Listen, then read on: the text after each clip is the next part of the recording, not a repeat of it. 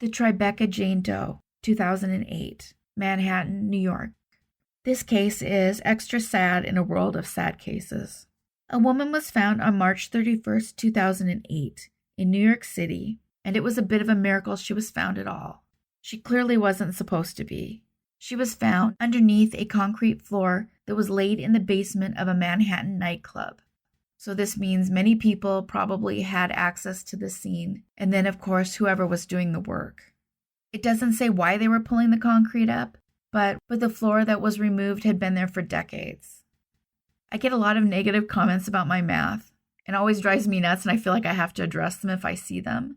And I definitely have made mistakes before involving math. Math is not really my strong suit. But also in these cases, the postmortem interval matters. So if I estimated it based on now and she was there for 20 years, it would be wrong. In this case, it's estimated she'd been there 20 to 24 years. So that means the concrete was probably put down in 1984 to 1988, which would likely be when she passed.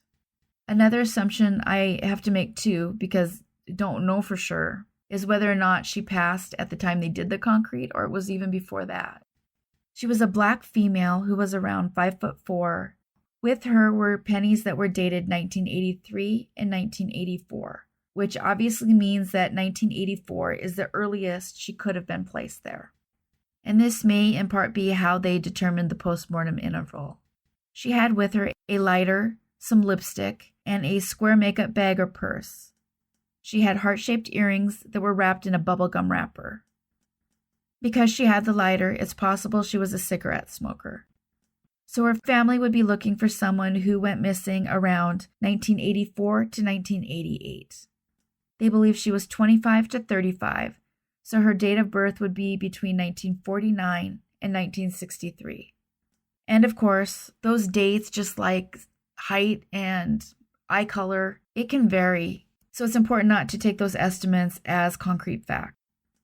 The New York Jane Doe 2008 has gone unidentified for 14 years, but her family has likely been missing her for 34 to 38 years. The Clark County John Doe 2002, from Clark County, Nevada. I have to start out with a huge thanks to Blondie. I always try to take the time to print a thank you to anyone who suggests a case that I should cover. But in this case, she suggested a number of extra things to me, and I want to address them quickly. She's been taking the time to email those in charge of the case, and she did get a response back from one of them. What I thought was really cool about this is she's not an American, and not that we don't care about people in other countries, but she comes from a country that English isn't her native language. And despite the fact she's not a native speaker, she's emailing questions in English to all these different coroners in several cases. It's really powerful to me that it doesn't matter where someone's from, that they've picked a case that they care about elsewhere. I don't know, the world's been so nasty lately. It's kind of cool to see people relate on a human-to-human level. And the other thing is the cases that she suggested. Maybe all of us could do that. Find a few specific cases that you care about and just keep tracking them and do what you can getting the word out on social media. And if you email the coroner and they don't respond, they really don't most of the time. But it can't hurt, and all of these cases deserve somebody championing them. In this case, a man was found just off the interstate on July 28, 2002. Thankfully, a passing motorist saw him and called the authorities. The case is strange in a few ways. There wasn't a whole lot of info, but what there is creates questions. It doesn't answer them. For instance, the COD in this case isn't listed, but it says accidental. I don't know if that means an actual accident or maybe dehydration. For a while there, my husband had a convention that was always happening in Las Vegas every summer in July. As anyone else who's been there in July can attest, it gets really hot. So I'm sure a health problem could happen. I remember the temperature one time just because they weren't sure they were going to be able to fly out, and it was 119 degrees. That would be 50 degrees Celsius. You could actually feel the weight of the air outside. It just always makes me wonder exactly what happened when they're not specific, or maybe they don't even know. Maybe they're guessing. The description in this case is terrible. He's listed as being 30 to 60, which would place his date of birth as 1942 to 1972. He had reddish brown hair, and he was around 5'10" and 150 pounds. They say his eye color is hazel, but take that with a grain of salt. Eye color can change after someone passes, and it often appears differently. And in this case, he's described as becoming mummified, although only 2 days had passed. They didn't take photos of his tattoo, which is unfortunate, but it's actually pretty common. We do know he had a tattoo of a broken heart with a knife on his right shoulder. That tattoo could be the best clue of anything that's listed. He had Levi's 550s on, and they were a relaxed fit, and it's listed as a size 12, which I'm wondering might be a mistake. I don't know. I've never seen men's clothing listed that way. According to Google, this would correlate to about a 31 by 32. He had on a black Bugle Boy t-shirt with pink, orange, and green on it. He was wearing a size 8 Cherokee brand hiking boots. Blondie contacted the coroner and was able to confirm that there's no recreations other than the sketches that are on there in this case. She also pointed out that to her it didn't read like he was a drifter based on his clothing. And while he was on the highway and could have been hitchhiking, there are other reasons he could be there. So it's really hard to say if he's from Nevada or from elsewhere. Of course, Las Vegas is a tourist town, and there are people from all over the world there all of the time. There is an interesting thing about his teeth.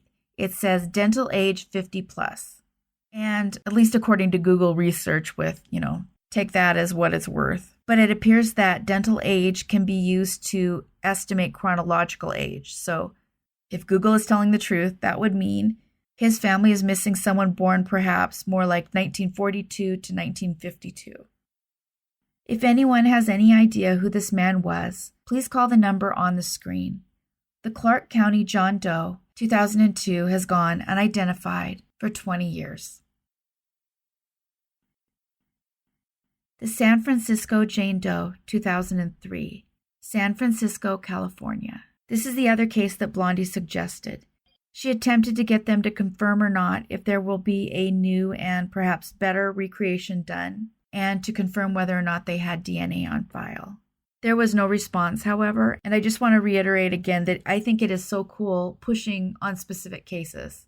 As annoying as it is if the coroner or whoever doesn't reply, and most often they won't, I just want to reiterate what a good idea it is to push on these cases. Maybe it will serve as a reminder that they are even out there. Even if someone doesn't respond, it might be a good reminder and it might push the case. Who knows? In this case, a woman was found in the San Francisco Bay beneath the Golden Gate Bridge on November 9, 2003. It appeared she'd had a manicure and perhaps a pedicure, and her toenails were polished. It appears she was around 5 foot 9 inches tall and wearing gray New Balance athletic shoes. She had brown hair, and she was most likely around 40 to 50.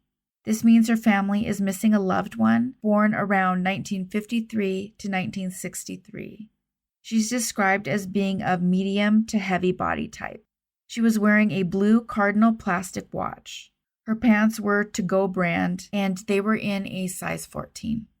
They believe she weighed around 190 pounds. The San Francisco Jane Doe has gone unidentified for 19 years. As always, thank you so much for watching. Please consider subscribing and hitting the bell so you don't miss new episodes.